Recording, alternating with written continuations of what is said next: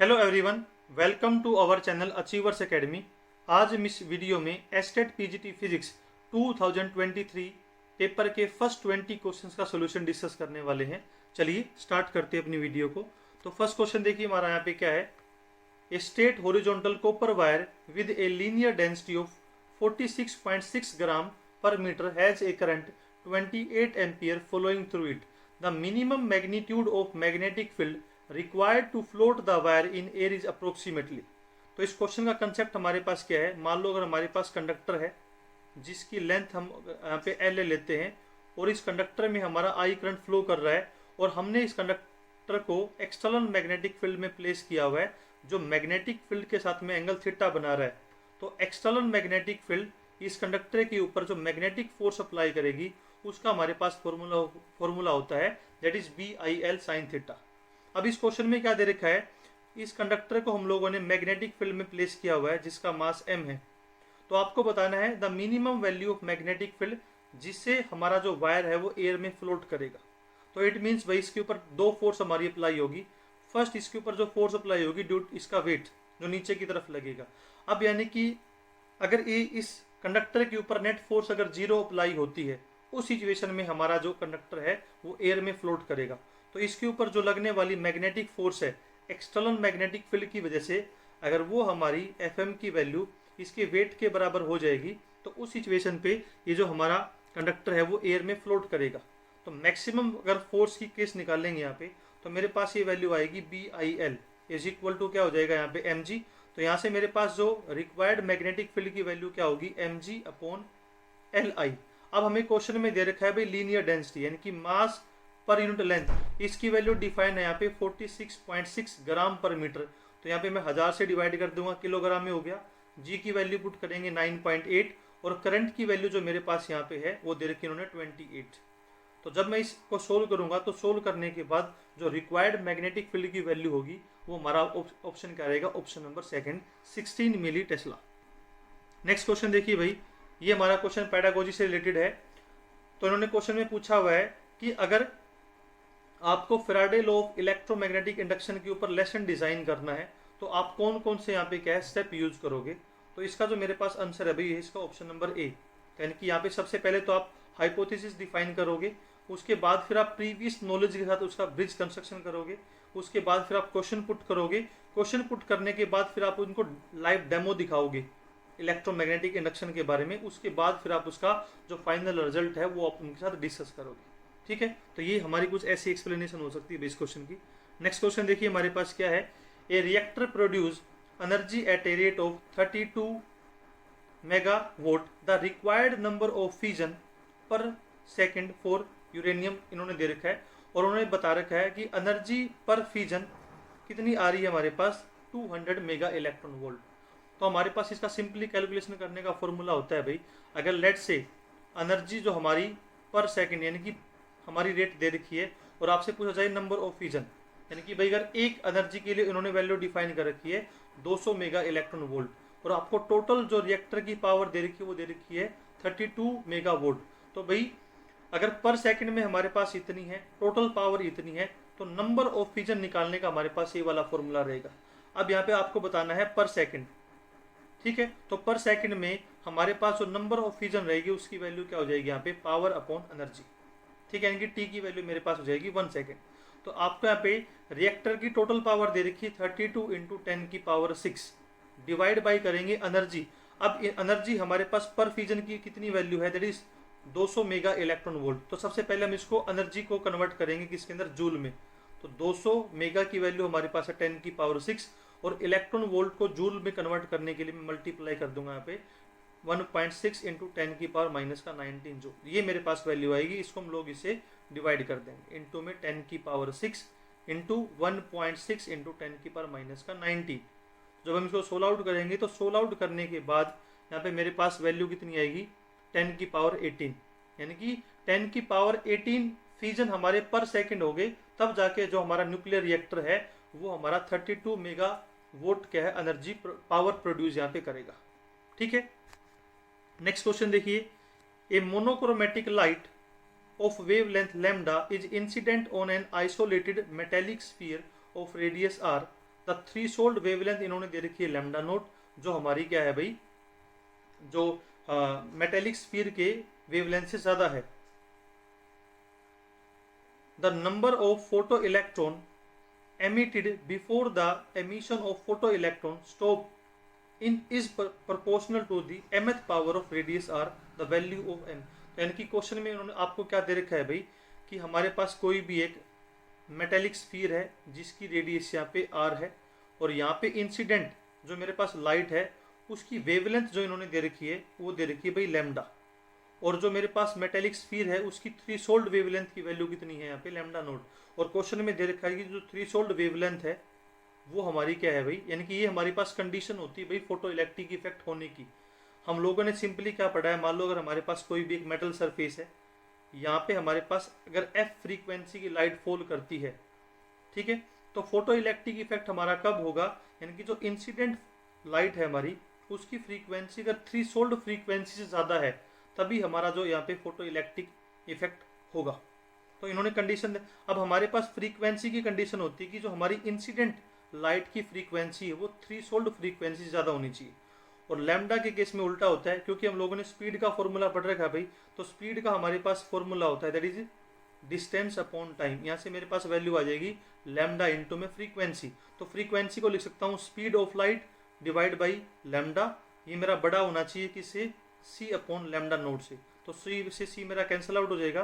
तो यानी कि मेरे पास थ्रीशोल्ड वेवलेंथ की वैल्यू ज़्यादा होनी चाहिए इंसिडेंट लाइट की वेवलेंथ से, और ये हमारा फ्रीक्वेंसी के केस में होना चाहिए इंसिडेंट लाइट की जो फ्रीक्वेंसी है वो थ्रीशोल्ड फ्रीक्वेंसी से ज़्यादा होना चाहिए।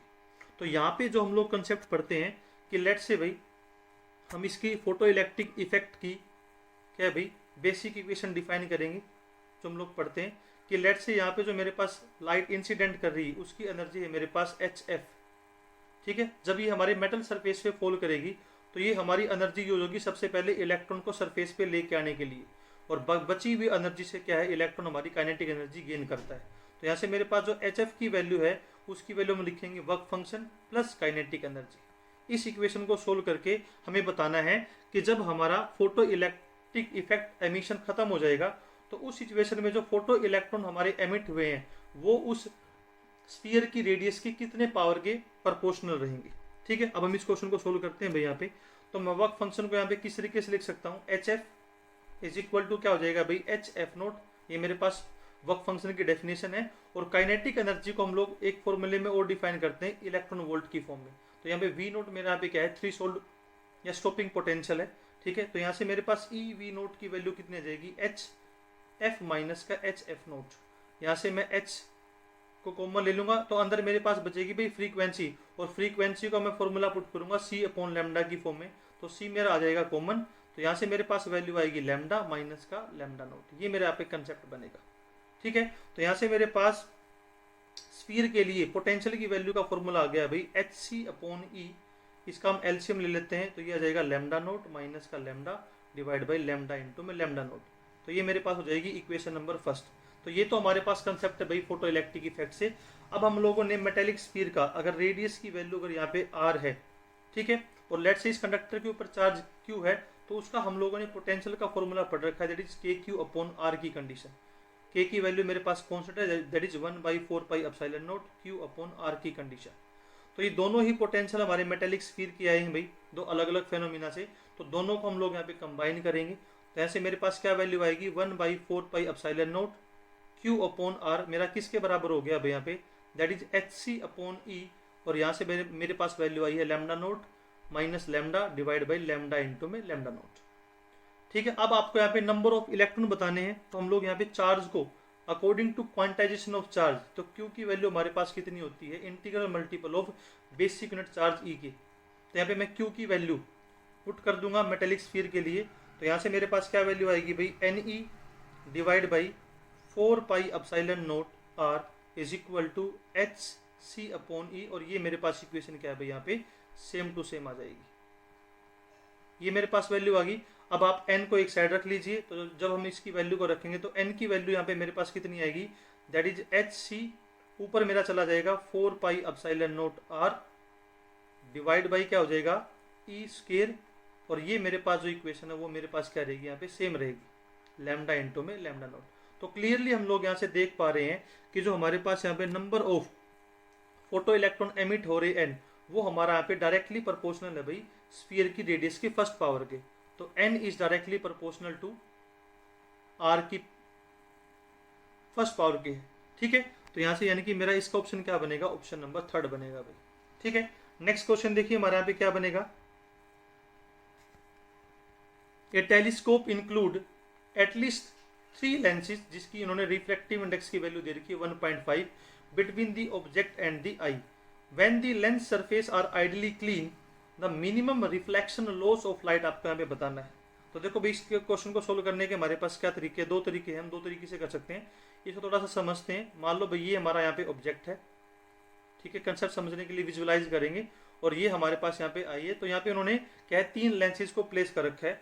तो आपको बताना है कि जब लाइट इसमें से रिफ्लेक्ट करेगी तो इसमें हमारा जो लाइट का रिफ्लेक्शन कितना प्रतिशत लॉस होगा, यानी कि लाइट कितनी रिफ्लेक्ट होगी इन 6 सरफेस से गुजरने के बाद, यानी कि तीनों लेंस से पास करने के बाद। तो यहाँ पे हमारे पास भाई ट्रांसमिशन अगर है, ट्रांसमिशन का फॉर्मूला पढ़ते हैं। किसी भी अगर मान लो हम लोगों ने लेंस को एयर में प्लेस कर रखा है, तो ठीक है, तो उस सिचुएशन में किसी भी लेंस के एक सरफेस से, यानी कि अगर हमारे पास एक सरफेस है उसमें से लाइट हमारी कितनी यहाँ पे ट्रांसमिट करेगी। तो ट्रांसमिट करने का मेरे पास फॉर्मूला होता है भाई, दैट इज 4n1n2,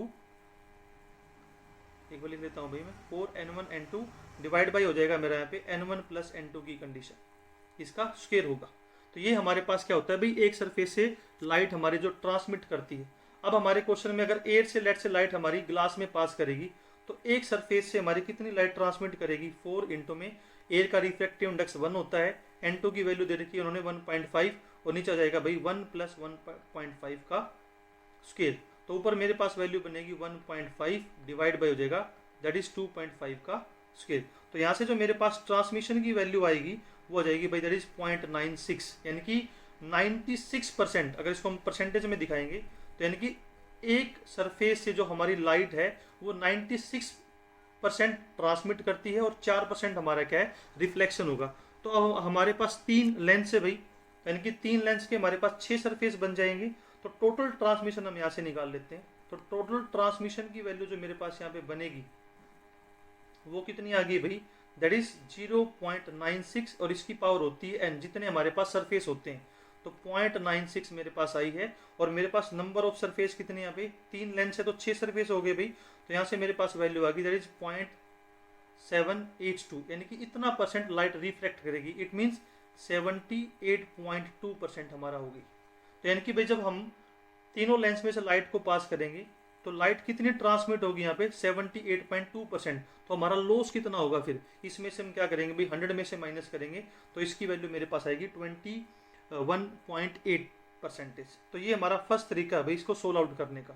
हम लोग डायरेक्ट यहाँ पे रिफ्लेक्टेंस का भी वैल्यू निकाल सकते हैं, यानी कि अगर ये हमारा सेकंड वे किस तरीके से इसको सोल्व कर सकते हैं कि मान लो कि भाई अगर लेट्स से लाइट हमारी लेंस के एक सरफेस से पास करती है तो कितनी लाइट उसमें से रिफ्लेक्ट होती है, उसका फॉर्मूला होता है मेरे पास n2 minus n1 divide by होगा भाई n2 प्लस n1 का स्क्वायर। ये मेरे पास फॉर्मूला होता है, ठीक है, रिफ्लेक्टेंस का किसी भी सरफेस से। अब यहाँ पे मेरे पास n2 की वैल्यू है 1.5, एयर की वैल्यू ले लेते हैं हम 1 ही होती है, 1.5 प्लस 1 इसका स्क्वायर हो जाएगा यहाँ पे। तो इसको सोल्व करेंगे तो 0.5 ये हो जाएगा मेरे पास 2.5 का स्क्वायर और इसकी वैल्यू हम लोग लिखेंगे तो इसकी वैल्यू हो जाएगी भाई 1.5 का स्क्वायर, यानी कि 1/25, यानी कि 0 पॉइंट मेरा कितना बनेगा भाई यहाँ पे 0.4%, यानी कि लगभग 4% जो हमारी क्या है लाइट एक सरफेस से रिफ्लेक्ट हो जाएगी और 96% हमारी क्या है ट्रांसमिट हो जाएगी, ठीक है। तो सबसे पहले हम यहाँ पे क्या निकालेंगे भाई, उसके बाद अगर आपको निकालना है टोटल ट्रांसमिशन इस केस में तो हम लोग हमारे पास वैल्यू कितनी आएगी ट्रांसमिशन के लिए। तो ट्रांसमिशन की वैल्यू होगी मेरे पास 1 माइनस का आर, जितना रिफ्लेक्ट हुआ है सेम हमारा ऊपर वाला कंसेप्ट है। तो 1 माइनस आर करेंगे तो मेरे पास वैल्यू कितनी आएगी यहाँ से, दैट इज 0.96, इसकी पावर हो जाएगी 6, इसकी वैल्यू मेरे पास कितनी आएगी भाई, दैट इज 0.782। वही हमारा कंसेप्ट हो गया है। फिर यानी कि मेरे पास जो रिफ्लेक्टेंस में हमारी जो लाइट रिफ्लेक्ट होगी भाई, ठीक है, उसकी वैल्यू मेरे पास कितनी है 21.8%। नेक्स्ट क्वेश्चन देखिए भाई हमारा यहाँ पे क्या बनेगा। हमारा यहाँ पे नेक्स्ट क्वेश्चन दे रखा है आपको यहाँ पे इनकरेक्ट स्टेटमेंट बतानी है following the regarding of an ideal transformer. तो ट्रांसफॉर्मर के केस में आपको ये चीज समझनी है भाई। देखिए, the primary and the secondary winding resistance R very high. तो यानी कि फर्स्ट ही जो हमारी स्टेटमेंट है भाई वो हमारी गलत है। ठीक है, पहले हम इसके कंसेप्ट को एक बार समझते हैं भाई कि लेट्स से जब हम इसकी वाइंडिंग करते हैं तो हम क्या है, एक ही कंडक्टर के ऊपर प्राइमरी एंड सेकेंडरी की वाइंडिंग करते हैं। तो लेट्स से हम यहाँ पे समझेंगे भाई, ये हमारे पास अंदर वाली कॉइल है, यहाँ पे हम लोग प्राइमरी कॉइल की वाइंडिंग करते हैं जहाँ पे हम लोग इनपुट की वैल्यू प्लेस करते हैं, और इसी के ऊपर हम लोग वाइंडिंग करते हैं भाई। इसको मैं अलग कलर से दिखा देता हूँ। यहाँ पे मेरे पास वाइंडिंग होती है सेकेंडरी कॉइल की, जहाँ पे हमारा लोड रहता है जिससे हम लोग आउटपुट लेते हैं। तो यहाँ पे हम लोग कंडीशन लेके चलते हैं कि तो हमारी जो पहली अजम्पशन होती है वो क्या रहती है भाई, जो प्राइमरी और जो सेकेंडरी कॉइल है उनकी वाइंडिंग का जो रेजिस्टेंस है उसका रेजिस्टेंस हम लोग कम लेके चलते हैं। इसका हम लोग ईएमएफ की फॉर्म में डिफाइन करते हैं भाई। ईएमएफ की वैल्यू मेरे पास होती है पोटेंशियल डिफरेंस प्लस आईआर की कंडीशन। तो हम लोग मान के चलते हैं भाई, जो मेरा प्राइमरी कॉइल है, प्राइमरी कॉइल में जो मेरा करंट की वैल्यू होगी और जो रेजिस्टेंस की वैल्यू होगी वो छोटी होगी, यानी कि ये वाला कंसेप्ट हम जीरो ले लेते हैं। इसलिए हम ई की वैल्यू हम वी के बराबर दिखाते हैं भाई प्राइमरी कॉइल में। और सेकेंडरी कॉइल में भी हम यही मान के चलते हैं कि जो सेकेंडरी कॉइल है, सेकेंडरी कॉइल के अंदर भी जो हमारा करंट है उसकी वैल्यू यहाँ पे जीरो रहती है। पहली एजम्पशन हमारी ये रहती है। दूसरी एजम्पशन हम ये मानते हैं कि जितना हमारा यहाँ पे फ्लक्स इंड्यूस होगा प्राइमरी कॉइल का, वो मेरा जो फ्लक्स है भाई वो सेम हमारा क्या आइडियल ट्रांसफॉर्मर के अंदर वो बराबर होता है मेरा सेकेंडरी कॉइल में। तभी जाके हम लोग भाई यहाँ पे इसकी वैल्यू को इक्वेट करते हैं। और थर्ड जो हमारी अजम्पशन यहाँ पे रहती है कि जो मेरी इनपुट पावर है वो मेरी आउटपुट पावर के बराबर रहती है। तो यहाँ पे मेरे पास तीन कंडीशन रहती है भाई जो आपको यहाँ पे आइडियल में हम डिफाइन करते हैं। अब हम लोग यहाँ पे जब फॉर्मूला डिफाइन करते हैं ना, तो देखो हम प्राइमरी कॉइल की बात करते हैं। तो प्राइमरी कॉइल में मेरा जो फ्लक्स इंड्यूस होगा यहाँ से ई प्राइमरी कॉइल की वैल्यू मेरे पास कितनी आएगी, माइनस का N P D phi B upon D T की वैल्यू आती है। और सेकेंडरी कॉइल में हमारा जो फ्लक्स फॉर्मूला आता है उसकी वैल्यू हम लेके चलते हैं भाई, E S is equal to minus का N S upon D phi B upon D T. तो दोनों का फ्लक्स यहाँ पे सबसे पहले हम इक्वेट करते हैं भाई, यानी कि सेकंड इक्वेशन को आप फर्स्ट इक्वेशन से डिवाइड कर दीजिए। तो फाइव बाई टी दोनों में अगर कॉमन है तो यहाँ से मेरे पास जो वैल्यू आएगी वो आ जाएगी E S divide by E P, वो मेरे पास वैल्यू आती है N S upon N P की कंडीशन। इसी को हम लोग भाई के से डिफाइन करते हैं, N S upon N P को, जिसको हम ट्रांसफॉर्मर रेशियो बोलते हैं। तो ये हमारी सबसे पहली इक्वेशन बनेगी। और दूसरी इक्वेशन जब हम बताते हैं भाई कि जो इसकी इनपुट पावर है वो उसकी आउटपुट पावर के बराबर होती है। अब हमारे पास जनरली जो पावर का फॉर्मूला होता है, पावर का फॉर्मूला हम डिफाइन करते हैं P is equal to V I. लेकिन यहाँ पे हम लोग जो टर्मिनल पोटेंशियल जो हमारा है पोटेंशियल डिफरेंस है उसको हम ई आई की फॉर्म में रिप्रेजेंट करते हैं। तो इनपुट जो मेरे पास यहाँ पे पावर लेंगे वो क्या आएगी, ई एस आई एस बराबर है हमारा यहाँ पे, सॉरी उल्टा लिख गया भाई मैं, इसको इस तरीके से लिखेंगे। तो मैं आपको ये कंसेप्ट समझा रहा हूँ भाई कि P ये हमारा P होगा, ये आई एस इंटू में आई एस। फिर हम लोग इस इक्वेशन का यूज करेंगे और इस इक्वेशन को सोल्व करके अपन वैल्यू निकालते हैं। ठीक है, तो ये तो इसकी थ्योरी है। अब क्वेश्चन समझते हैं भाई, इनकरेक्ट स्टेटमेंट। तो पहली हमारी इनकरेक्ट होगी है, प्राइमरी और जो रेजिस्टेंस हमारी वाइंडिंग होगी उसकी वैल्यू क्या है यहाँ पे, लो रहेगी। तो ये तो हमारा हो गया यहाँ पे आंसर। सेकंड को क्या बोल रहा है, the core has infinite permeability. तो जो भी हम लोग यहाँ पे सबस्टांस लेंगे भाई उसकी परमिएबिलिटी हम ज़्यादा लेंगे। तो परमिएबिलिटी बेसिकली हमारे पास प्रॉपर्टी होती है भाई, कोई भी सबस्टांस अपने में से कितनी लाइट मैग्नेटिक फील्ड लाइन को पास करने की अलाउ करता है। तो यानी कि परमिएबिलिटी हमारी क्या रहनी चाहिए भाई यहाँ पे, उस सबस्टांस की ज़्यादा रहनी चाहिए। The leakage of inductance are zero, तभी तो हम लोग दोनों का जो फ्लक्स है भाई वो बराबर पुट करते हैं। तो ये भी हमारी कंडीशन ठीक रहती है, ये भी हमारी यहाँ पे क्या है, ठीक रहेगी। यानी कि ये वाली मेरे पास इनकरेक्ट स्टेटमेंट है। एंड नेग्लिजिबल हमारा क्या है यहाँ पे भाई, magnetomotive force is required to establish the flux in the core. जैसे हम लोगों ने ईएमएफ पढ़ा है भाई, दैट इज इलेक्ट्रोमोटिव फोर्स होता है, उसी तरीके से मैग्नेटिक फील्ड में हम लोग मैग्नेटिव मोटिव फोर्स मतलब हम पढ़ते हैं, जो बेसिकली मेजर करता है किसको, मैग्नेटिक पोटेंशियल को। यानी कि जब हम किसी भी कंडक्टर में करंट पास करते हैं तो वहाँ पे जो कंडक्टर में जो करंट पास करने की वजह से जो मैग्नेटिक फील्ड क्रिएट होती है वो उसके लिए रिस्पॉन्सिबल रहता है भाई। यानी कि सर्किट में मैग्नेटिक फील्ड को इस्टेब्लिशमेंट करने के लिए मैग्नेटोमोटिव फोर्स हमारा क्या है। तो इस केस में हमारा ये भी भाई नेग्लिजिबल रहेगा। ठीक है, तो हमारा जो क्वेश्चन है 96 उसका ऑप्शन क्या रहेगा, ऑप्शन नंबर फर्स्ट।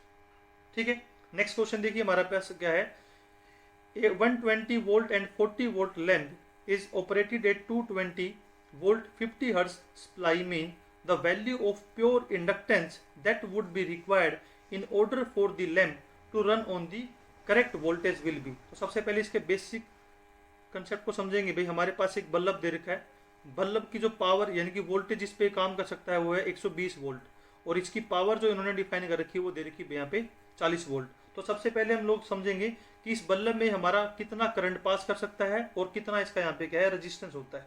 तो P is equal to V I हमारा फॉर्मूला है। तो यहाँ से इस हमारे पास क्या बोलते हैं बल्ब के अंदर जो करंट है उसकी वैल्यू कितनी हो सकती है भाई, that is P upon V. तो पावर हमें दे रखी है 40 और वोल्टेज की वैल्यू है 120। तो कैंसिल आउट करेंगे तो यहाँ से मेरे पास वैल्यू जो आएगी बल्ब में वो 1/3 यानी कि 0.66 एम्पियर हमारा इस बल्ब में करंट फ्लो कर सकता है।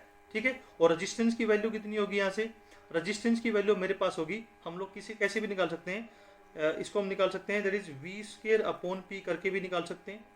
ठीक है, या फिर V is equal to I R से भी निकाल सकते हैं। तो भाई यहाँ पे मेरे पास जो इसकी वैल्यू आएगी हो जाएगी 120 का स्क्वायर डिवाइड बाई पावर कितनी दे रखी है यहाँ पे 40।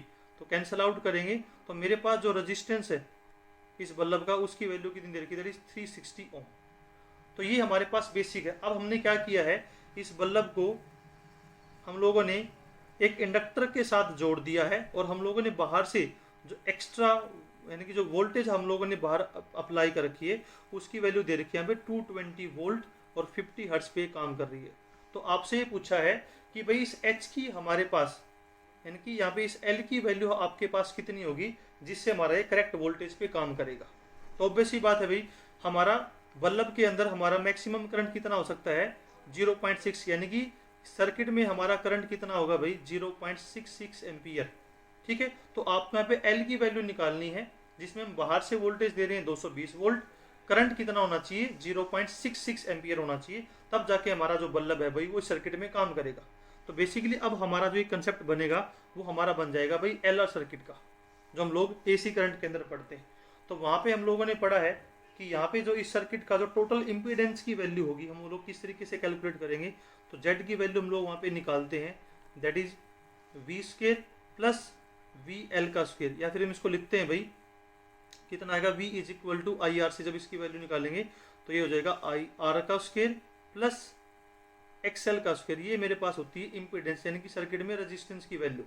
ठीक है, आर स्क्वायर है हमारा पास यहाँ पे और ये जो XL की वैल्यू हमारे पास होगी यहाँ पे, तो XL को मैं लिख सकता हूँ दैट इज ओमेगा L का स्क्वायर और ओमेगा की वैल्यू को मैं लिख सकता हूँ 2 पाई फ्रीक्वेंसी।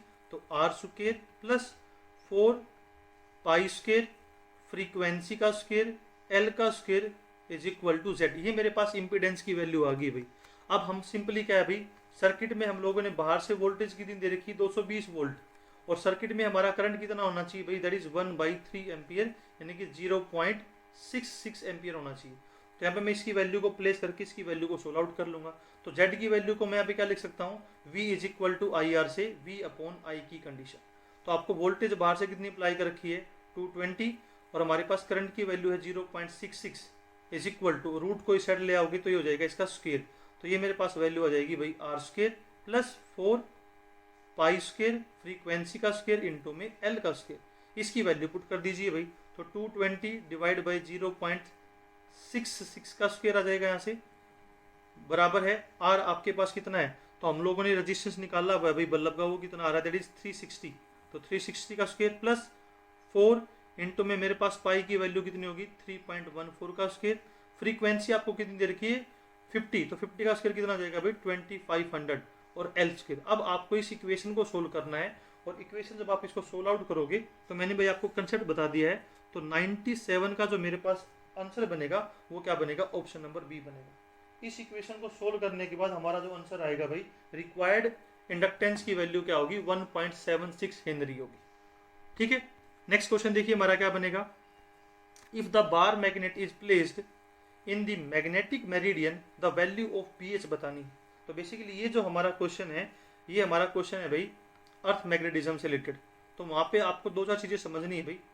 तो हम लोग वहाँ पे क्या पढ़ते हैं कि अर्थ का जो क्या है भाई, अर्थ का जिस भी अपने एक्सिस से घूमती है तो वहाँ पे हमारे पास पोल होता है भाई ज्योग्राफी के हिसाब से नॉर्थ पोल और ये हमारा पोल होता है भाई ज्योग्राफी के हिसाब से नॉर्थ पोल। अब हम लोगों ने अलग अलग थ्योरी पढ़ी है भाई, तो फाइनलाइज थ्योरी क्या है भाई, कोर के अंदर जो हमारी मोल्टन स्टेट में लोहा निकल कोबाल्ट जब घूमते हैं तो अर्थ भी हमारी क्या है, एक नेचुरल मैग्नेट की तरह काम करती है। तो हम ऐसा ज्यूम कर सकते हैं भाई कि इसके अंदर जो हमारा मैग्नेट बना है उसमें मैग्नेट को मतलब यहाँ पे क्या कर रहा हूँ, ड्राइव कर रहा हूँ, यानी कि यहाँ पे जो मेरा बनेगा, यानी कि ये जो मेरे पास मैग्नेट की एक्सिस बनेगी अर्थ वाले की, वो जो क्या है भाई, ये हमारा क्या बनेगा इसका, दैट इज ये हमारा होगा साउथ पोल मैग्नेट का, अर्थ वाले का, और ये मेरा बनता है नॉर्थ पोल ऑफ मैग्नेट जो इनसाइड है भाई अर्थ की, जो हम अज्यूम करते हैं। इट मीन जो हमारी मैग्नेटिक फील्ड लाइन बनती है अर्थ के केस में वो इस तरीके से चलती है भाई नीचे से ऊपर, क्योंकि नॉर्थ मैग्नेट से मैग्नेटिक फील्ड बाहर निकलती है। तो ऐसे हमारा ये तरीके का कंसेप्ट बनता है। तो किसी भी पर्टिकुलर पॉइंट पे अगर आपको अर्थ मैग्नेटिक फील्ड को मतलब रिप्रेजेंट करना है तो वहाँ पे आपको 3 पैरामीटर चाहिए होते हैं भाई, 3 component, that is angle of dip हम लोग पढ़ते हैं, एक हम एंगल ऑफ डिक्लिनेशन पढ़ते हैं, और हम एक डिफाइन करते हैं BH की वैल्यू, ठीक है। एक हमारा यहाँ पे बनेगा भाई डिक्लिनेशन, ठीक है। तो ये हमारा इसका बेसिक कंसेप्ट है। तो अब हम लोग यहाँ पे क्या समझते हैं, जो हमें क्वेश्चन में दे रखा है, अब हम उसके क्वेश्चन पे आएंगे।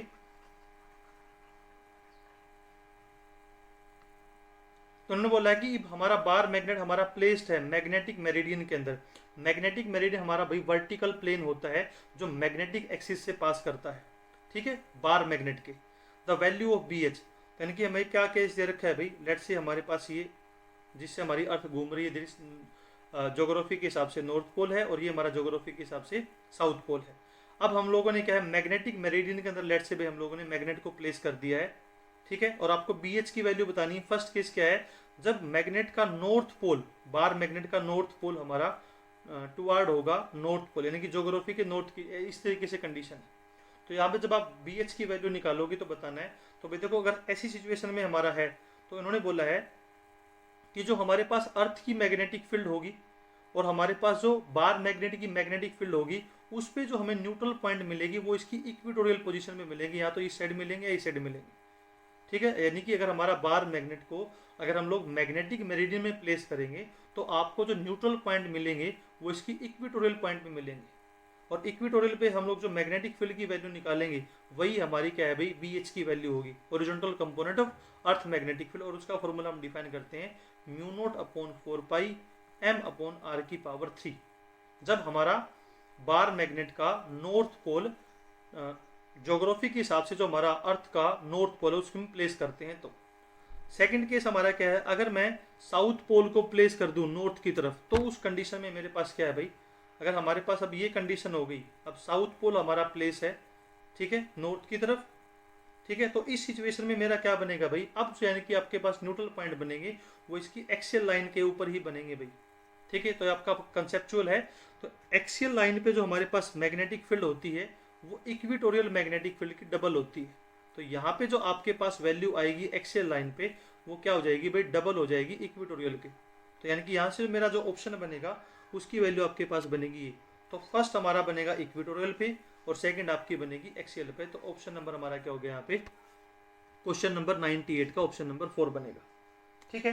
नेक्स्ट क्वेश्चन देखिए हमारा यहाँ पे क्या है भाई, the refractive index of air is 1.0003, the thickness of air column which will have one more wavelength of yellow light than in the same thickness of vacuum।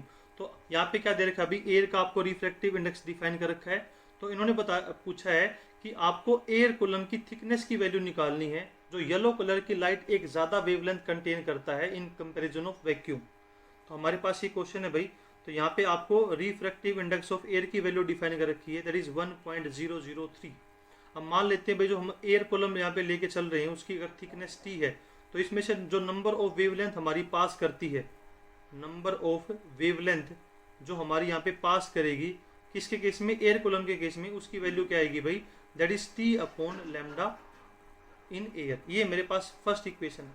अब इन्होंने बोला है कि थिकनेस ऑफ जो वैक्यूम की है कॉलम की उसकी भी हमारे पास सेम है। तो वैक्यूम के केस में जो नंबर ऑफ वेवलेंथ की कंडीशन होगी वो भी हमारे पास क्या वैल्यू आएगी भाई, दैट इज T/λ इनटू में वैक्यूम। अब अकॉर्डिंग टू क्वेश्चन जो नंबर ऑफ वेवलेंथ है हमारी एयर के अंदर येलो लाइट की वो एक ज़्यादा है किससे, वैक्यूम से। यानी कि T/नंबर of wavelength in air minus करेंगे number of wavelength in vacuum, इसकी वैल्यू कितनी आएगी मेरे पास 1 के बराबर आएगी भाई अकॉर्डिंग टू क्वेश्चन। अब हमें इस इक्वेशन को सोल्व करना है और अपना आंसर निकालना है। ठीक है, तो यहाँ पे हम क्या करेंगे भाई, आपको टी की वैल्यू निकालनी है। तो ये मेरे पास वैल्यू आएगी that is 1 upon wavelength in air minus का wavelength in vacuum is equal to 1। अब हमारे पास जो रिफ्रैक्टिव इंडेक्स का फॉर्मूला होता है, सिंपली हम क्या डिफाइन करते हैं कि speed of light in vacuum divide by speed of light in medium. अब अगर मैं यहाँ पे दूसरा फॉर्मूला अगर इसका लिखता हूँ, स्पीड इज इक्वल टू क्या होता है भाई, डिस्टेंस अपॉन टाइम, यानी कि लैम्डा इंटू में फ्रीक्वेंसी। तो वैक्यूम के केस में मेरे पास मतलब वेवलेंथ क्या ले रखी हम लोगों ने, लैम्डा वी, और फ्रीक्वेंसी रहेगी एफ। और मीडियम हमारा एयर है, तो एयर में हो जाएगा लैम्डा ए इंटू में फ्रीक्वेंसी। तो फ्रीक्वेंसी हमारी पास यहाँ पे सेम है, तो रिफ्रैक्टिव इंडेक्स की वैल्यू मेरे पास कितनी आ गई भाई, ये आई है एयर के केस में।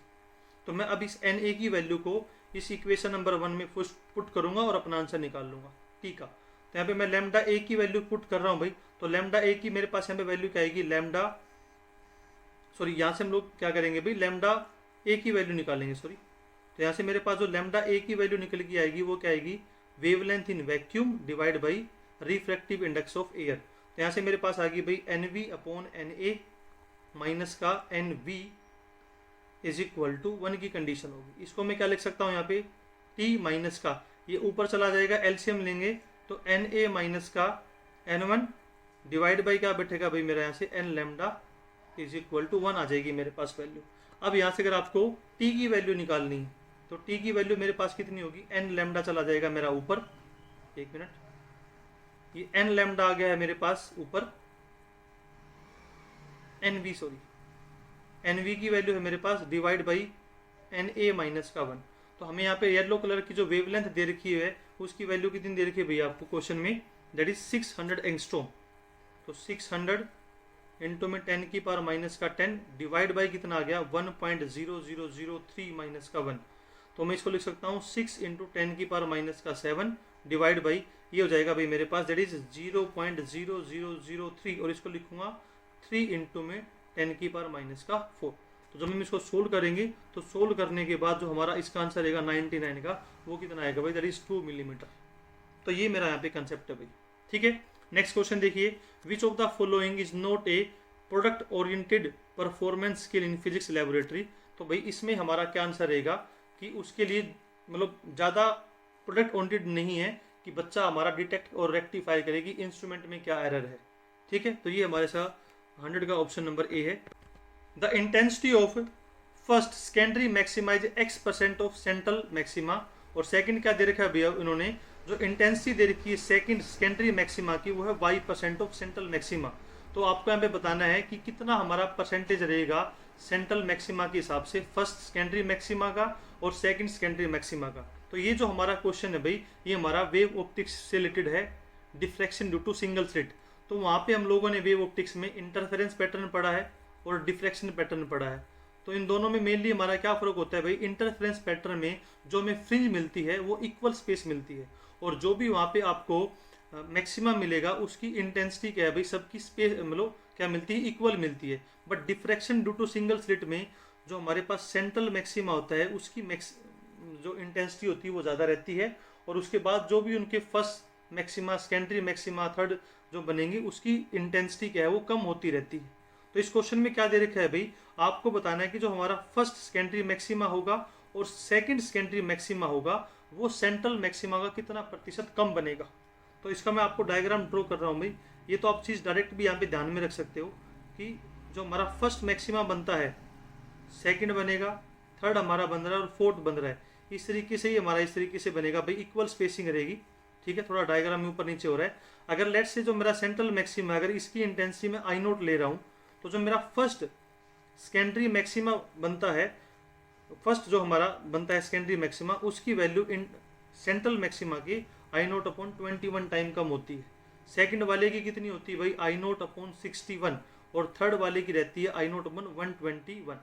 यानी कि यहाँ से जब इसकी वैल्यू निकालेंगे तो जो हमारा फर्स्ट सेकेंडरी मैक्सिमा है वो हमारा सेंट्रल मैक्सिमा का लगभग कितना है भाई, 0.045, इतना रेशियो हमारा क्या है, कम इंटेंसिटी का बनता है।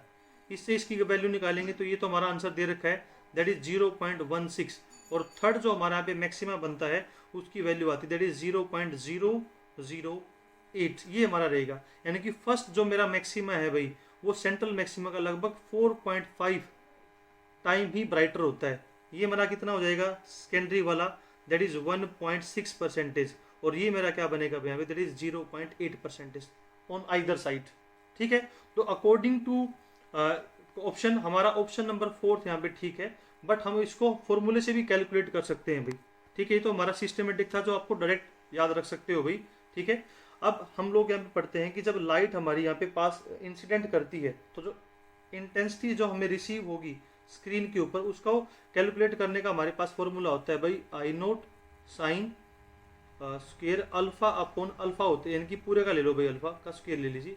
ये हमारे पास क्या है भाई इंटेंसिटी कैलकुलेट करने का यहाँ पे हमारे पास फॉर्मूला होता है, जहाँ पे मेरे पास जो अल्फा की वैल्यू जो रहती है भाई सिंगल स्लिट के केस में उसकी वैल्यू रहती है मेरे पास दैट इज पाई ए, और मेरे पास नीचे आएगा लैम्डा इंटू में साइन थीटा। ये मेरे पास फॉर्मूला होता है भाई इंटेंसिटी कैलकुलेट करने का। ठीक है, अब हम लोग यहाँ पे अलग अलग सिचुएशन देखते हैं।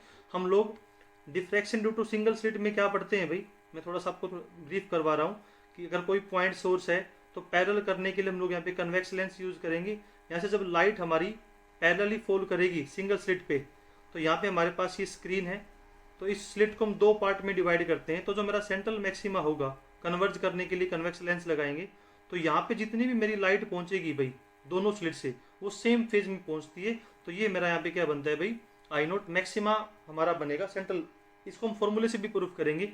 और पी पॉइंट की अगर हम लोग यहाँ पे बात करते हैं तो लेट से बगैर किसी डी थीटा से अगर वो वहाँ पे पहुँचती है, इस तरीके से हम लोगों ने इसको थ्योरी में पढ़ रखा है। तो मैं आपको जो यहाँ पे कंसेप्ट समझाने वाला हूँ भाई मैं आपको पूरा डिटेल में समझाऊंगा ताकि आपको कंसेप्ट क्लियर रहे। तो इन दोनों के बीच में यहाँ पे जो हम पाथ डिफरेंस की वैल्यू निकालते हैं दोनों सोर्स के बीच में, उसकी वैल्यू मेरे पास आती है that is a sine theta. फिर हम लोग यहाँ पे कंडीशन निकालते हैं भाई मैक्सिमा की एंड मिनिमा की। ठीक है, और ये हमारी इंटरफेरेंस पैटर्न के अपोजिट में आती है।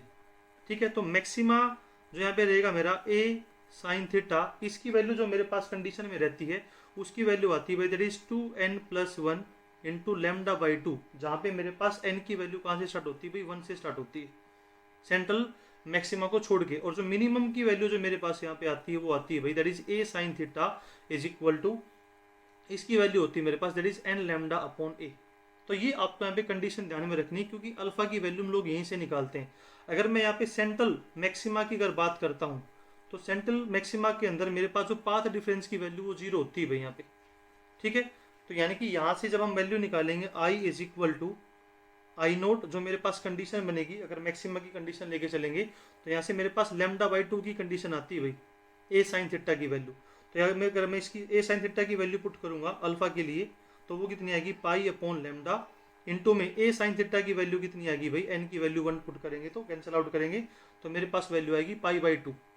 ठीक है, तो सॉरी नहीं सेंटर के लिए तो एन की वैल्यू हम लोग 0 लेके चलेंगे भाई यहाँ पे। ठीक है, तो 0 लेने के बाद मेरे पास पाई बाई 2 की वैल्यू आएगी, और यहाँ पे जब हम इसकी लिमिट पुट करते हैं भाई आई नोट, और इसको हम डिफाइन करेंगे that is limit alpha goes T is equal to 0, ये क्या बनेगा भाई मेरा that is sine alpha upon alpha, इसका स्क्वायर हो जाएगा, इसकी वैल्यू मेरे पास 1 आती है। तो सेंट्रल मैक्सिमा के लिए मेरे पास वैल्यू कितनी आएगी भाई इंटेंसिटी आई नोट होती है। अब मुझे अगर फर्स्ट मैक्सिमा की वैल्यू निकालनी है तो उस कंडीशन में मेरे पास ए साइन थीटा की वैल्यू यहाँ से कितनी हो जाएगी भाई, तो यहाँ पे मैं एन की वैल्यू कितनी पुट करूंगा फर्स्ट, तो ऐसे मेरे पास ए साइन थीटा इसकी वैल्यू आ जाएगी भाई that is 3 lambda upon 2। 3 lambda upon 2 की वैल्यू आने के बाद मेरे पास अल्फा की वैल्यू कितनी बनेगी यहाँ पे that is pi upon lambda, और इसकी वैल्यू मैंने पुट कर दी है that is 3 lambda upon 2, cancel out हो जाएगा। तो यहाँ से मेरे पास अल्फा की वैल्यू आएगी भाई दैट इज 3 पाई बाई 2, इसकी वैल्यू को हम लोग यहाँ पे पुट करेंगे भाई। ठीक है, तो यहाँ पे जब हम इसकी वैल्यू को पुट करेंगे तो सेकेंडरी फर्स्ट मैक्सिमा की इंटेंसिटी कितनी आएगी आई नोट, इसकी वैल्यू आ जाएगी that is sine alpha 3 pi by 2 divide by कितना आएगा भाई यहाँ से मेरे पास दैट इज 3 पाई बाई 2 अब, और इसका क्या बन जाएगा यहाँ पे मेरे पास स्क्वायर। तो साइन 3 पाई बाई 2 की वैल्यू होती है मेरे पास -1, तो -1 का स्क्वायर हो जाएगा मेरे पास 1, तो आई नोट डिवाइड बाई नीचे बनेगा 9 पाई स्क्वायर इंटू में 4r। और उसी तरीके से जब हम लोग इसकी वैल्यू जो लगभग 16 आउट करेंगे तो 16 आउट करने के बाद जो मैंने ऊपर निकाली भाई वही आएगी दैट इज 0.8 कितना बनेगा यहाँ से, दैट इज 0.045 इंटू में आई नोट, इसको सोल्व करने के बाद। ठीक है, और उसी तरीके से जब अब आप सेकेंडरी मैक्सिमा की वैल्यू यहाँ पे निकालोगे तो n की वैल्यू 2 पुट करोगे, जहाँ से मेरे पास a साइन थीटा की वैल्यू कितनी हो जाएगी, दैट इज 5 लैम्डा अपॉन 2। ठीक है, तो 5 लैम्डा अपॉन 2 की वैल्यू पुट करेंगे तो यहाँ से मेरे पास अल्फा की वैल्यू कितनी आएगी भाई, that is pi upon lambda into में 5 लैम्डा अपॉन 2, तो कैंसिल आउट हो जाएगा 5 पाई अपॉन 2। इसकी वैल्यू को ऊपर पुट करेंगे, सोल्व आउट करेंगे तो यहाँ से जो मेरे पास सेकेंडरी मैक्सिमा निकलेगा उसकी इंटेंसिटी भाई कितनी आएगी, दैट इज 0.016 आई नोट की कंडीशन। तो ये तो मेरा सिस्टमेटिक है, बट आपको डिफ्रैक्शन के केस में ये आपको मैक्सिमा की वैल्यू डायरेक्ट याद रखनी है भाई। ठीक है, तो क्वेश्चन नंबर 101 का मेरे पास आंसर क्या रहेगा, that is option number 4। Next question देखिए, a physics teacher wish to apply the problem solving strategy to help the student understand the various way of conserve energy in a school. The first step in the problem solving strategy, इसका जो option आ रखा है भाई, इसका answer है मेरे पास that is option number 4, identify wasteful practices. ठीक है, तो उसके बाद हमारा क्या है, नेक्स्ट क्वेश्चन देखिए, consider the following two statement. तो फर्स्ट स्टेटमेंट उन्होंने क्या दे रखी है, microwave are produced by an electric circuit with an oscillating current. ये हमारा बिल्कुल राइट स्टेटमेंट है भाई। माइक्रोवेव हम लोग मेनली बनाते हैं, किससे मतलब प्रोड्यूस करते हैं, गन डायोड से, या फिर भाई कैलेस्ट्रॉन मैग्नेट्रॉन के उससे प्रोड्यूस करते हैं। तो वहाँ पे बेसिकली हमारा यही होता है कि उसमें हमारा जब इलेक्ट्रिक करंट ऑसिलेट करता है, ऑसिलेट करने से ही हमारी क्या है, माइक्रोवेव प्रोड्यूस होती है। सेकंड स्टेटमेंट हमारे पास क्या है, the ozone layer convert the ultraviolet radiation into infrared. बिल्कुल सही भाई, हीट वेव में उसको कन्वर्ट कर देती है ओजोन लेयर। ठीक है, तो ये दोनों ही स्टेटमेंट हमारे पास यहाँ पे क्या है भाई, ये थ्योरेटिकल कंसेप्ट है जो आपको डायरेक्ट ध्यान में रखना है। ठीक है, नेक्स्ट क्वेश्चन देखिए, a beam of plane polarised light is incident normally on a polariser of cross section 3 into 10 की पावर माइनस का 4 metre square and the energy flux of incident beam दे रखा है 10 की पावर माइनस का 3 volt. The polarizer rotate with an angular frequency of 31.4 radian per second. The energy of light passing through the polarizer per revolution will be. तो यहाँ पे आपको निकालना है भाई। तो सिंपली हम लोग ये पोलराइजेशन ऑफ लाइट में पढ़ते हैं, तो वहाँ पे हम लोगों ने बेसिक कंसेप्ट क्या पढ़ रखा है, मान लो अगर कोई भी अगर अनपोलराइज लाइट है जो पोलराइजर के ऊपर क्या है भाई इंसिडेंट करती है, तो अनपोलराइज लाइट क्या होती है, जो अलग अलग क्या है भाई डिफरेंट प्लेन में ओसिलेट करती है। इस तरीके से समझते हैं। और लेट से जो ये मेरे पास अनपोलराइज लाइट है, अगर इसकी इंटेंसिटी आई नोट है, तो जब अगर ये पोलराइजर से पास करती है जो एंगल थीटा डिग्री बना किसी भी पर्टिकुलर एंगल पे अलाइंड है, तो यहाँ से जो हमें लाइट मिलती है उसकी जो इंटेंसिटी होती है भाई उसको हम लोग निकालते हैं मेलस लॉ के थ्रू आई नोट कोस स्क्वायर थीटा की फॉर्म में। तो ये मेरे पास बेसिक यहाँ पे क्या है क्वेश्चन दे रखा है, मतलब हमारे पास कंसेप्ट होता है। अब इन्होंने क्या बोला है कि जो हमारा पोलराइजर है इस क्वेश्चन में वो 31.4 एंगुलर फ्रीक्वेंसी के साथ रोटेट कर रहा है। तो सबसे पहले तो हम लोग यहाँ पे ये निकालेंगे कि यहाँ से जो आपको एवरेज इंटेंसिटी की वैल्यू जो आपको मिलेगी जब हमारी अनपोलराइज लाइट जिसकी इंटेंसिटी आई नोट है और हमारा पोलराइजर 31.4 रेडियन पर सेकंड के हिसाब से रोटेट कर रहा है, तो इसके पास करने पे आपको यहाँ पे एवरेज इंटेंसिटी की वैल्यू कितनी निकलेगी। अगर फिक्स होता तो हम इसी फॉर्मूले से निकाल लेते। तो यहाँ पे अगर आपको इसकी वैल्यू निकालनी है भाई, तो इसको निकालने का फॉर्मूला है 1/2 पाई पूरे कंप्लीट रोटेशन के लिए। इसको हम लोग इंटीग्रेट करेंगे 0 to 2 pi I D theta. यहाँ पे हमारे पास जो इंटेंसिटी हमें रिसीव होगी दैट इज 1/2 पाई। ये मेरा क्या बनेगा भाई, दैट इज इंटीग्रेट करेंगे 0 to पाई और यहाँ पे मेरे पास वैल्यू आएगी दैट इज आई नोट कोस के थीटा इंटू में डी थीटा। जब मैं इस वैल्यू को यहाँ पे कैलकुलेट करूँगा तो कैलकुलेट करने के बाद जो मेरी लाइट है पोलराइजर से बाहर निकलेगी उसकी एवरेज इंटेंसिटी की वैल्यू कितनी आएगी भाई, आई नोट अपॉन 2 ही निकलेगी। क्वेश्चन सोल्व आउट करने के बाद मेरा इतना ही यहाँ पे आएगा भाई इंटीग्रेट करने के बाद। अब हमारे पास सिंपली जो इंटेंसिटी का फॉर्मूला होता है भाई, यहाँ पे मैं आपको बता देता हूँ। इंटेंसिटी जो हम डिफाइन करते हैं वो हमारी क्या होती है, energy passing per unit area into में पर यूनिट टाइम। ये हमारा बेसिकली यहाँ पे कंसेप्ट होता है। ठीक है, अब हम यहाँ पे आई नोट मैक्सिमम इंटेंसिटी की वैल्यू निकालेंगे आई नोट। तो यहाँ पे आपको एनर्जी फ्लक्स की वैल्यू डिफाइन कर रखी है। ठीक है, एनर्जी एक minute per unit area into में टाइम, ये आपको यहाँ पे कंडीशन दे रखी है। ठीक है, एनर्जी अपॉन टाइम, इसको मैं यहाँ पे भाई प्रेशर भी मतलब पावर भी डिफाइन कर सकता हूँ, जो आपको क्वेश्चन में दे रखा पावर अपॉन एरिया भी बनेगा। तो यहाँ पे आपको एनर्जी फ्लक्स की वैल्यू दे रखी है 10⁻³ और आपको यहाँ पे एरिया जो दे रखा है पोलराइजर का उसकी वैल्यू कितनी है 10⁻⁴। इसको जब हम सॉर्ट आउट करेंगे तो सॉर्ट आउट करने के बाद मेरे पास जो मैक्सिमम इंटेंसिटी है, जो इंसिडेंट लाइट की इंटेंसिटी है वो कितनी आपको मिलेगी यहाँ पे, दैट इज कितना हो जाएगा भाई 10 ऊपर और 3 यानी कि 10/3 आपको यहाँ पे वैल्यू मिलेगी भाई। ठीक है, तो 10/3 वोट पर मीटर स्क्वायर यहाँ पे क्या है अनपोलराइज लाइट की जो है लाइट है उसकी वैल्यू, उसकी इंटेंसिटी आपको दे रखी है यहाँ पे I0। ठीक है, अब आपको यहाँ पे बताना है कि कितनी एनर्जी जो है हमारी लाइट की वो पास कर रही है polariser per revolution will be. तो यहाँ पे हम लोग दोबारा से हम एनर्जी की वैल्यू निकालेंगे भाई इस फॉर्मूले के साथ में। तो आपकी यहाँ पे पर रिवोल्यूशन कितनी एनर्जी पास करेगी, जो हमारी एवरेज इंटेंसिटी लाइट की बाहर निकल रही है, इंटू में एरिया इंटू में टाइम। अब आपको यहाँ पे टाइम की वैल्यू नहीं पता भाई, तो टाइम हम निकालेंगे एंगुलर फ्रीक्वेंसी से, जिसकी वैल्यू होती है दैट इज 2π/टाइम। तो ऐसे टी की वैल्यू मेरे पास कितनी आ गई भाई, दैट इज 2π/ एंगुलर फ्रीक्वेंसी की वैल्यू आपको क्वेश्चन में दे रखी है दैट इज 31। तो 31.4 इसको सोल्व आउट करेंगे तो 2 इंटू में 3.14 डिवाइड बाई कर देंगे इसको किससे भाई 31.4।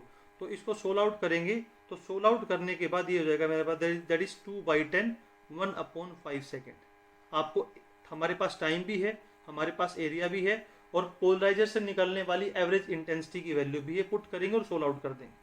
ठीक है, तो यहाँ से मेरे पास जो वैल्यू आएगी भाई दैट इज 10/3। इसको सोल्व आउट करेंगे तो भाई मेरे पास जो इसका आंसर रहेगा वो 5/3 रहेगा I0 की वैल्यू। ये मैंने सोल्व किया हुआ पहले, तो मैं भाई वहाँ से डायरेक्ट देख के कर रहा हूँ। तो ये मेरे पास वैल्यू सॉरी बाई मिस्टेक, ये वैल्यू मेरे पास 10 ही है भाई। एवरेज की वैल्यू जो हम लोग निकालेंगे वो आएगी I0/2 की वैल्यू।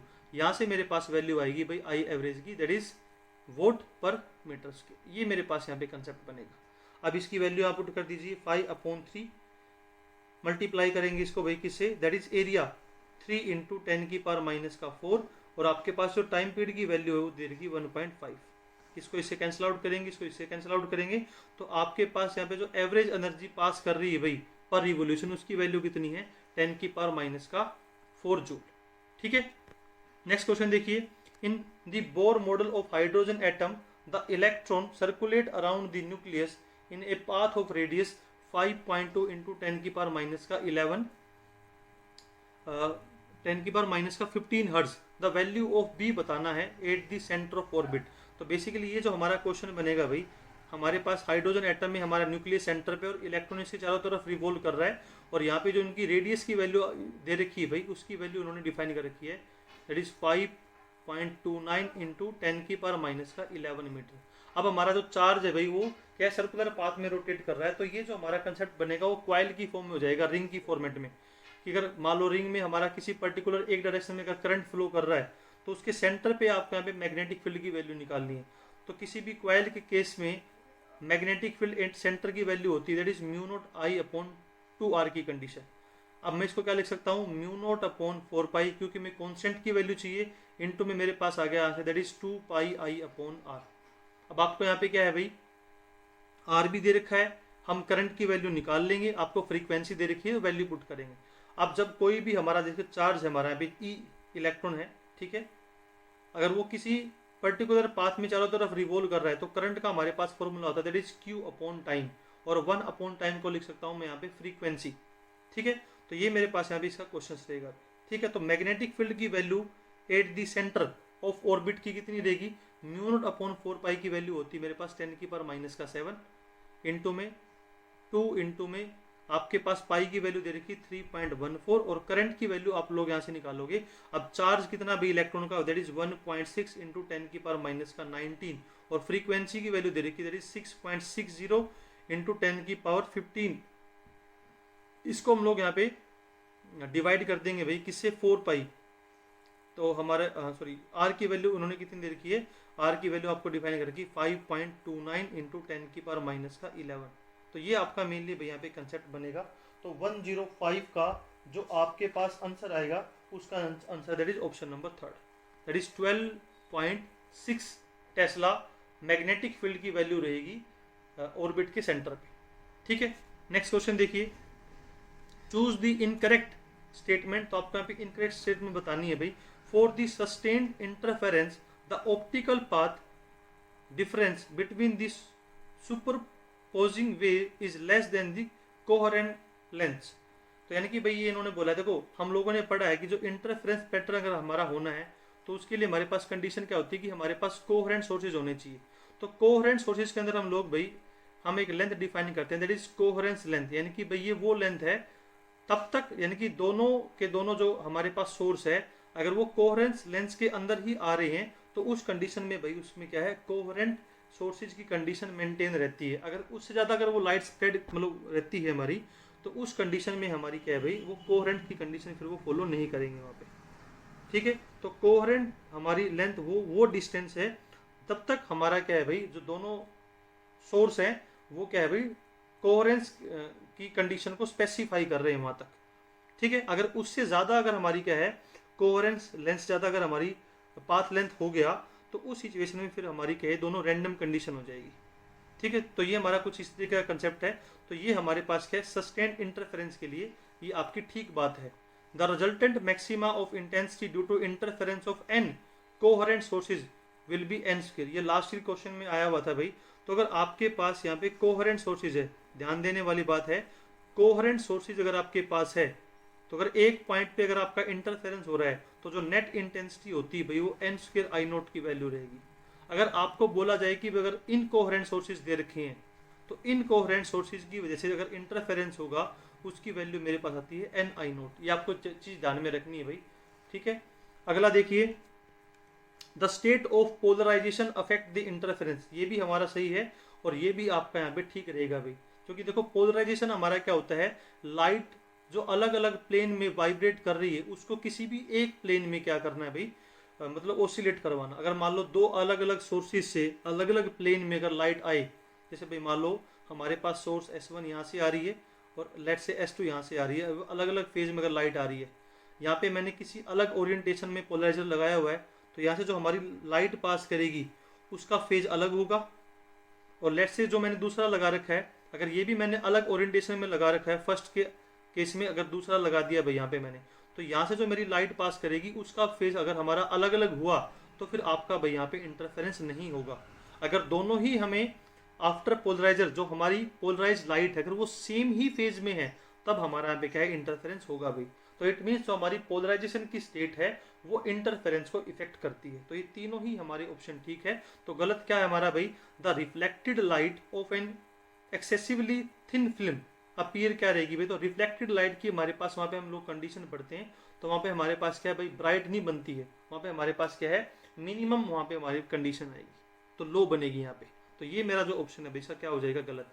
ठीक है, नेक्स्ट क्वेश्चन देखिए, an achromatic combination of two lenses placed in contact has a focal length of 120 centimeter. The dispersive power of two lenses are 0.18 and 0.27 respectively. आपको बताना है the focal length of lenses are respectively. तो सबसे पहले हम लोग यहाँ पे कंसेप्ट समझेंगे भाई एक्रोमेटिक कॉम्बिनेशन का। तो हम लोग लेंस के अंदर दो एब्रेशन पढ़ते हैं भाई। तो सबसे पहले हम लोग डिफाइन करते हैं, फर्स्ट जो हम लोग पढ़ते हैं दैट इज स्फेरिकल एब्रेशन, और सेकंड जो हम लोग उसके अंदर पढ़ते हैं वो हम लोग पढ़ते हैं क्रोमेटिक वाली। तो स्फेरिकल एब्रेशन में हम लोग क्या पढ़ते हैं कि अगर हम लोग लेट से अगर कोई लोकल अगर हम लेंस लेके चलते हैं और लाइन पैरेलल लाइन अगर इसके प्रिंसिपल एक्सिस के पैरेलल आती है तो उन्होंने बोला है कि जो हमारा कन्वेक्स लेंस है वो बीच में से मोटा होता है तो वो लाइन को पहले फोकस कर देता है, और जो एज से लाइट आती है भाई वो थोड़ी सी उसकी आगे, यानी कि क्या है जब पैरेलल लाइन हमारी आती है प्रिंसिपल एक्सिस के तो स्फेरिकल एब्रीवेशन में हमारा क्या होगा कि अलग अलग जगह हमारी क्या लाइन कन्वर्ज होती है, ये हमारी होती है ये वाली मतलब एक तरीके से एब्रेशन। और क्रोमेटिक में हम लोग क्या पढ़ते हैं, ये हमारी कलर से रिलेटेड रहती है। जब अलग अलग वेवलेंथ या फ्रीक्वेंसी की लाइट लेंस से पास करती है तो यहाँ पे जब वो अलग अलग जगह फोकस होगी तो जो एज होगा ऑब्जेक्ट का वो आपको कलरफुल दिखाई देगा। तो बेसिकली क्रोमेटिक एब्रीवेशन को दूर करने के लिए हम लोग क्या करते हैं भाई एक्रोमेटिक कॉम्बिनेशन बनाते हैं। तो ये दोनों क्या है भाई अलग अलग लेंसेज होते हैं, दो सेम लेंस को हम लोग कंबाइन नहीं करते हैं। ठीक है, तो लेट्स से एक हमारा कनकेव लेंस होता है और दूसरा हमारा कन्वेक्स लेंस होता है। तो जो हम लोग कन्वेक्स लेंस वहाँ पे बनाते हैं भाई ठीक है, वो भी हम स्पेशली डिज़ाइन करते हैं। तो जो हमारा कनकेव लेंस बनाते हैं वो हम फ्लिंट ग्लास का बुलाते हैं, और इसकी जो डिस्पर्सिव पावर होती है उसकी हाई डिस्पर्सिव पावर होती है। और जो हम लोग कन्वेक्स लेंस वहाँ पे यूज़ करते हैं, कन्वेक्स लेंस हम लोग बनाते हैं क्राउन ग्लास का, और इसकी जो डिस्पर्सिव पावर होती है भाई वो लो डिस्पर्सिव पावर होती है। डिस्पर्सिव पावर का मीनिंग ये होता है कि जब लेंस में से लाइट पास करेगी तो अलग अलग लाइट को वो जो आफ्टर रिफ्रैक्शन अलग अलग करने की जो एबिलिटी है उसकी, उसको हम लोग डिस्पर्सिव पावर डिफाइन करते हैं। तो हमारे क्वेश्चन में हमें क्या दे रखा है, हाँ, अब यानी कि जब हम लोग ये एक्रोमेटिक कम्बिनेशन बना लेते हैं तो अगर अलग अलग डिफरेंट फ्रीक्वेंसी या वेवलेंथ की लाइट जब इस कम्बिनेशन में से पास करती है तो इनका जो कम्बिनेशन है उन सब के लिए जो वेवलेंथ की लाइट है उन सब के लिए फोकस हमारा एक पॉइंट पे ही रहता है, जिससे हमारी क्रोमेटिक एब्रीवेशन की समस्या खत्म हो जाती है भाई यहाँ पे। तो ये हमारा बेसिकली यहाँ पे कंसेप्ट बनता है। अब हम लोगों को पता है अगर हम लोग कोई भी दो लेंस अगर आपस में ऐड करते हैं तो उसमें हम लोग पावर को ऐड करने का हमारे पास ये वाला फॉर्मूला होता है। फोकस लेंथ मतलब अगर हमें फोकल लेंथ को ऐड करना है तो हमारे पास ये वाला फॉर्मूला होता है। अब मान लेते हैं भाई हमारे पास हम दो लेंस लेके चल रहे हैं, ठीक है। फर्स्ट जो हम लोगों ने माना है अपने कैलकुलेशन में चेक करेंगे कि कौन सा हमारा कन्वेक्स लेंस है और कौन सा हमारा यहाँ पे कनकेव लेंस होगा। पावर P1 है, ठीक है। इसकी हमारे पास फोकल लेंथ F1 है, इसकी F2 है, इसकी हमारे पास डिस्पर्सिव पावर ω1 है और इसकी हमारे पास ω2 है, ठीक है। तो यहाँ पे उन्होंने जो कम्बिनेशन दे रखा है तो फर्स्ट कम्बिनेशन के हिसाब से 1/F1 प्लस 1/F2, इसके हिसाब से मेरे पास इक्वेशन नंबर फर्स्ट ये हो जाएगी। अब जो हमारा एक्रोमेटिक कम्बिनेशन बना है उसमें हम लोग पढ़ते हैं जो इसकी नेट डिस्पर्सिव पावर रहेगी एक्रोमेटिक कम्बिनेशन की वो क्या रहती है 0। इट मीन्स यहाँ पे हमारा जो ω1F2 प्लस ω2F1 इसकी वैल्यू यहाँ पे 0 रहेगी। तो ω1F2 is equal to minus का ω2F1। तो यहाँ से मेरे पास क्या कंडीशन आएगी भाई, दैट इज ω1 डिवाइड बाई ω2, इसकी वैल्यू रहती है यहाँ पे माइनस का F1/F2 की कंडीशन में। तो यहाँ पे हमारे पास एक डिस्पर्सिव पावर जो दे रखी है भाई ω1 वो उन्होंने डिफाइन कर रखी है दैट इज 0.18, ठीक है। यानी कि F1 के लिए मैं यहाँ पे अगर F1 की जो भी वैल्यू आएगी भाई मैं उसको मान के चल रहा हूँ यहाँ पे 0.18 है, और जो मेरे पास ω2 की वैल्यू है वो मेरे पास कितनी आ रही है यहाँ से दैट इज 0.27। तो यहाँ से मेरे पास माइनस का F1/F2 इसकी कंडीशन मेरे पास आ गई भाई यहाँ पे दैट इज 2/3 की कंडीशन। तो यहाँ से मेरे पास जो F1 की वैल्यू रहेगी वो आ जाएगी माइनस का 2/3 इंटू में F2। This is equation number second. अब हम इक्वेशन सेकंड को क्या है इक्वेशन फर्स्ट में प्लेस करेंगे। तो 120 इज इक्वल टू F1 की वैल्यू मेरे पास कितनी है भाई दैट इज 2F2 की कंडीशन नीचे, और ये मेरे पास आ गया है 3 प्लस 1/F2 की कंडीशन होगी। तो हम लोग अब यहाँ पे क्या करेंगे भाई, यहाँ पे हम एलसीएम ले लेंगे। तो मेरे पास एलसीएम आएगा दैट इज 2F2। तो यहाँ से मेरे पास वैल्यू आ जाएगी 3 और यहाँ पे मेरे पास आएगी वैल्यू +2।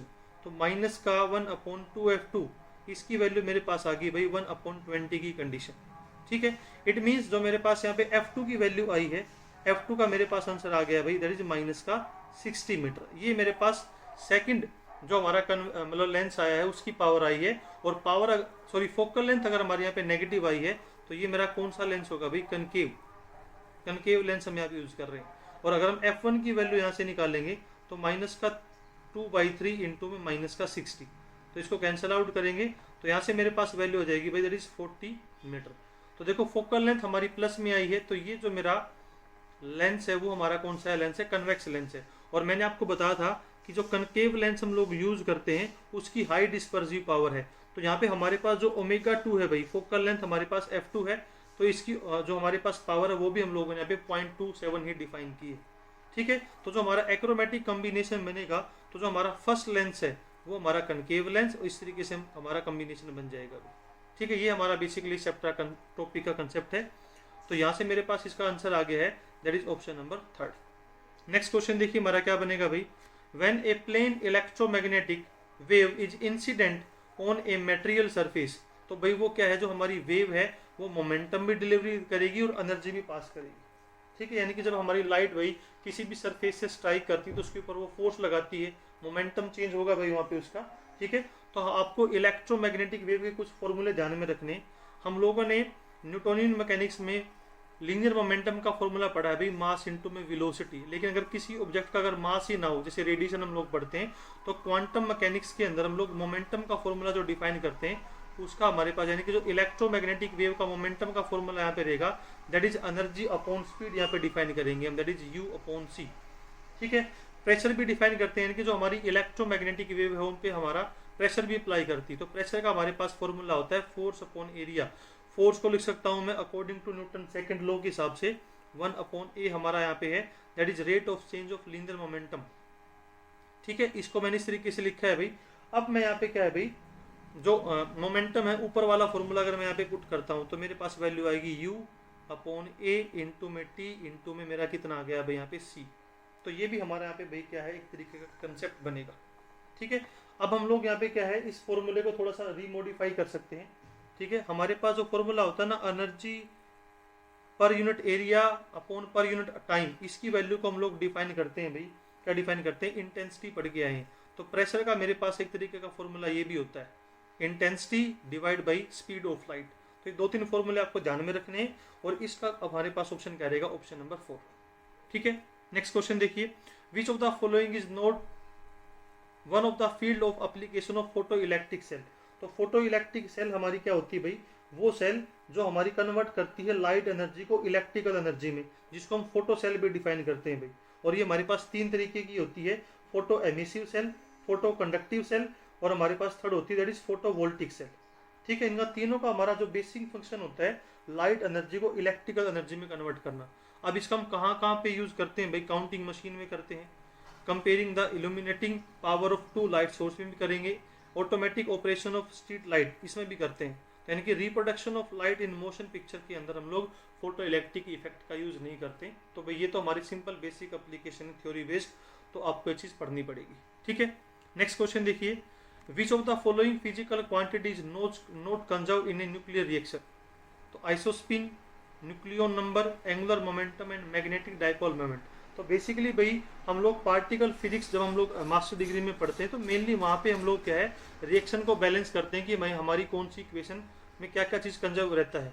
तो यहाँ पे देखो न्यूक्लियर रिएक्शन के अंदर हमारी आइसोस्पिन, न्यूक्लियन नंबर और हमारा एंगुलर मोमेंटम तीनों ही कंजर्व रहती है।